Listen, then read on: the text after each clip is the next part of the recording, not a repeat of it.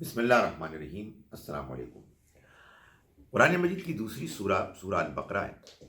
یہ سورہ مبارکہ سورہ آل عمران کے ساتھ مل کر ایک جوڑا بنتی ہے۔ قرآن مجید میں 114 صورتوں میں سے 6 صورتیں چھوڑ کر باقی 108 صورتیں 54 جوڑوں پر مشتمل ہیں۔ تو پہلا جوڑا یہ سورہ البقرہ اور سورہ آل عمران کا ہے۔ دونوں صورتوں کا آغاز الف لام میم سے ہوتا ہے۔ دونوں صورتوں میں اللہ تعالیٰ نے ایک تو پہلے اہل کتاب پر اتمام حجت کی، یعنی اللہ کے آخری دین کے پیغام کو موجود اس زمانے کے موجود اہل کتاب کو اس قدر واضح طریقے سے بات بیان کر دی گئی کہ ان کے پاس پھر انکار کی کوئی گنجائش باقی نہیں رہی۔ اور دوسرا، ان دونوں صورتوں میں اللہ تعالیٰ نے امت مسلمہ کی بنیاد رکھی اور پھر ان کو ہدایات دی۔ سورہ البقرہ کا آغاز ہوتا ہے الف لام میم ذالک الکتاب لا ریب فیہ سے۔ یہ سورہ الف لام میم ہے، یہ الکتاب ہے، یعنی وہ کتاب کہ جس کا انتظار تھا۔ اہل کتاب اس کے بارے میں پہلے سے واقف تھے اور انتظار کر رہے تھے۔ لا ریب فیہ، اس حقیقت میں کوئی شک نہیں کہ یہ وہی کتاب ہے۔ ھدی للمتقین، یہ متقیوں کے لیے ہدایت کی کتاب بن چکی ہے۔ وہ متقی کے پھر جن کے اوصاف بعد میں بیان کیے گئے ہیں، الذین یؤمنون بالغیب، جو غیب میں رہتے ہوئے ایمان لاتے ہیں، ویقیمون الصلاۃ، نماز کا اہتمام کرتے ہیں، ومما رزقناہم ینفقون، اور ہم نے جو ان کو رزق دیا اس میں سے خرچ کرتے ہیں، والذین یؤمنون بما انزل الیک، اور یہ وہ لوگ ہیں کہ جو اس پر بھی ایمان لاتے ہیں کہ جو آپ پر نازل ہوا، یعنی اللہ کا پیغام، اے پیغمبر صلی اللہ علیہ وسلم، وما انزل من قبلک، اور اس پر بھی ایمان لاتے ہیں کہ جو آپ سے پہلے اللہ کا پیغام نازل ہوا، وبالآخرۃ ھم یوقنون، اور آخرت پر وہ یقین رکھتے ہیں۔ اس کے بعد ایک اور مقام بڑا اہم سورہ مبارکہ میں آتا ہے، آیت نمبر 40 سے آگے، معاف کیجیے گا، آیت نمبر 30 سے آگے، جس میں اللہ تعالیٰ نے یہ بتایا کہ اللہ نے اپنی اسکیم کو فرشتوں کے سامنے پیش کیا کہ وہ دنیا میں اپنا ایک خلیفہ یعنی صاحب اقتدار ایک مخلوق بنا رہا ہے، یعنی انسان۔ فرشتوں کو جب یہ بات معلوم ہوئی تو انہوں نے کچھ حیرت کا اظہار کیا، کچھ ایسی بات کی کہ جس سے معلوم ہوتا تھا کہ وہ اس اللہ کی اسکیم سے بہت زیادہ متاثر نہیں ہوئے۔ انہوں نے کہا کہ اتجعل فیہا من یفسد فیہا، کیا تو اس میں زمین میں ان کو بنانے والا ہے کہ جو اس میں فساد مچائیں گے، اور وَيُفْسِدُونَ فِي الْأَرْضِ، اور زمین میں فساد مچائیں گے، اور وَيَقْتُلُونَ، ایک دوسرے کو قتل کریں گے۔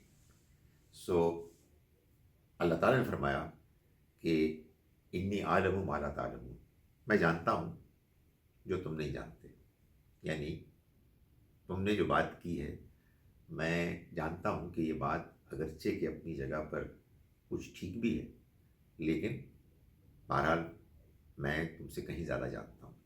چنانچہ اللہ تعالیٰ نے ان کو جواب سمجھانے کے لیے، بات کو سمجھانے کے لیے یہ طریقہ اختیار کیا کہ آدم علیہ السلام کے ذریعے سے ان لوگوں کے نام اور تفصیلات ان کے سامنے رکھی کہ جو دنیا میں آنے والے تھے انسان، جنہوں نے کہ غیر معمولی کارہائے نمایاں انجام دینے تھے۔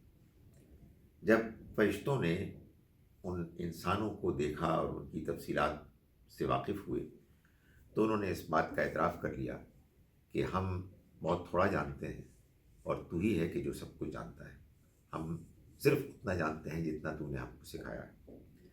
اصل میں یہ ہوا کہ اللہ نے ان کو یہ بتا دیا کہ اگرچہ کہ تمہارا یہ اعتراض کہ تو جس مخلوق کو بنانے چلا ہے وہ ایک دوسرے کو قتل کریں گے، خون بہائیں گے اور زمین میں فساد مچائیں گے، یہ بات اپنی جگہ پر ٹھیک تھی، لیکن یہ بات ادھوری اور نامکمل تھی۔ یہ تو صحیح ہے کہ جب انسان کو اختیار ملے گا تو اختیار کا غلط استعمال کرے گا، لیکن یہ بھی اپنی جگہ پر ایک حقیقت ہے کہ اس اختیار کے باوجود انسان، بڑے بڑے انسان پیدا ہوں گے جو اپنے اختیار کا صحیح استعمال کر کے اللہ کو راضی کریں گے اور بہترین رویہ اختیار کریں گے۔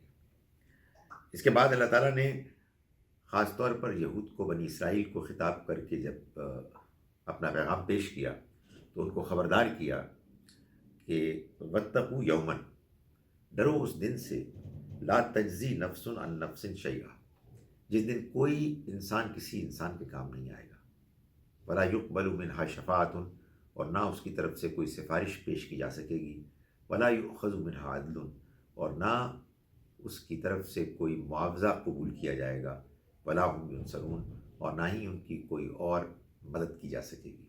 یعنی اس دن سے ڈرو جس دن انسان کا حساب کتاب ایسے ہوگا کہ اس کے ایمان اور اس کے عمل، اس کی سچائی اور اس کے اخلاق کردار کے علاوہ کوئی اور چیز اس کو اللہ کی پکڑ سے بچانے والی نہیں ہوگی۔ اس کے بعد اللہ تعالیٰ نے ایک آیت میں کہ جو حسن اتفاق سے سورہ مبارکہ کے بالکل درمیان میں آئی ہے، یعنی سورہ بقرہ کی کل ملا کے آیات ہیں 286 اور یہ آیت نمبر 143 ہے۔ اس میں اللہ تعالیٰ نے فرمایا کہ وَكَذَلِكَ جَعَلْنَاكُمْ أُمَّةً وَسَطًا، ہم نے اسی طرح سے تم کو ایک درمیان کی امت بنایا۔ یہ خطاب کیا خاص طور پر صحابہ کرام کو، اور یہ فرمایا کہ جیسے پہلے یہود بنی اسرائیل ایک ایسی امت تھے کہ جن کے سپرد اللہ کے پیغام کو دوسرے دنیا والوں تک پہنچانا تھا، اب تم کو اے بنی اسماعیل کے لوگوں ایک درمیان کی امت بنایا گیا ہے، لِتَكُونُوا شُهَدَاءَ النَّاسِ، تاکہ تم انسانوں پر گواہی دو اللہ کے دین کی، وَيَكُونَ الرَّسُولُ عَلَيْكُمْ شَهِيدًا، اور رسول تم پر گواہی پیش کرے۔ یہ ایک بڑا اہم اعلان تھا کہ جس کے بعد صحابہ کرام بالخصوص اور اس کے بعد بنی اسماعیل بالعموم اللہ کے اس پیغام کے نمائندہ بن گئے کہ جو پیغام اس سے پہلے بنی اسرائیل کے ذمہ تھا کہ وہ دنیا والوں کے سامنے پیش کرے۔ اس دین کو کہ جو پیغمبر صلی اللہ علیہ وسلم لے کر آئے تھے، جب مسلمانوں کے سامنے پیش کیا گیا تو سب سے پہلی بات جو رکھی گئی وہ یہ تھی کہ وَإِلَٰهُكُمْ إِلَٰهٌ وَاحِدٌ، تمہارا معبود ایک ہی معبود ہے، لا الہ الا ہو، اس کے سوا کوئی معبود نہیں، وہ الرحمن الرحیم، اس کی رحمت بے پناہ ہے، اس کی عنایت ہمیشہ کے لیے ہے۔ اسی سورہ مبارکہ میں آگے چل کے آیت نمبر 255 میں آیت الکرسی ہے کہ جس کو ہم پڑھتے ہیں، فرمایا کہ اللہ لا الہ الا هو الحی القیوم، اللہ نہیں ہے کوئی معبود سوائے اس کے، وہ زندہ ہے، سب کو قائم رکھنے والا ہے۔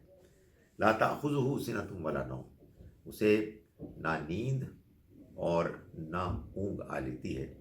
لہ ما فی السماوات و ما فی الارض، آسمانوں اور زمین میں جو کچھ ہے وہ سبھی اس کا ہے۔ من ذا الذی یشفع عندہ الا باذنہ، کون ہے کہ جو شفاعت سفارش کر سکے اس کے آگے سوائے اس کے۔ یعلم ما بین ایدیہم وما خلفہم، وہ جانتا ہے جو کچھ ان کے آگے ہے اور جو کچھ ان کے پیچھے۔ ولا یحیطون بشیء من علمہ، اور اس کے علم میں سے وہ کسی چیز کا احاطہ نہیں کر سکتے، الا بما شاء، سوائے اس کے کہ جو خود چاہے وہ۔ وسع کرسیہ السماوات والارض، اور اس کی کرسی، اس کا اقتدار وسیع ہو گیا آسمان اور زمین پر۔ ولا یؤودہ حفظہما، اور ان دونوں کی حفاظت اس کو ہرگز نہیں تھکاتی۔ وہو العلی العظیم، اور وہ بلند ہے، عظمت والا ہے۔ آخر میں اس سورہ مبارکہ کے دعا ہے، ربنا لا تؤاخذنا، اے ہمارے رب تو ہمارا مواخذہ نہ کیجیے، ان نسینا و اخطانا، اگر ہم بھول گئے یا ہم سے خطا ہو گئی۔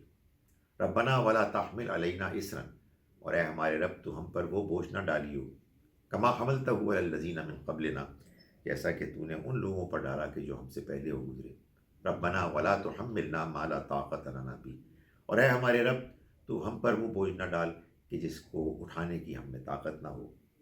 واعف عنا، تو ہمیں معاف کر دے، واغفر لنا، اور تو ہماری مغفرت فرما دے، وارحمنا، اور ہم پر رحم فرما۔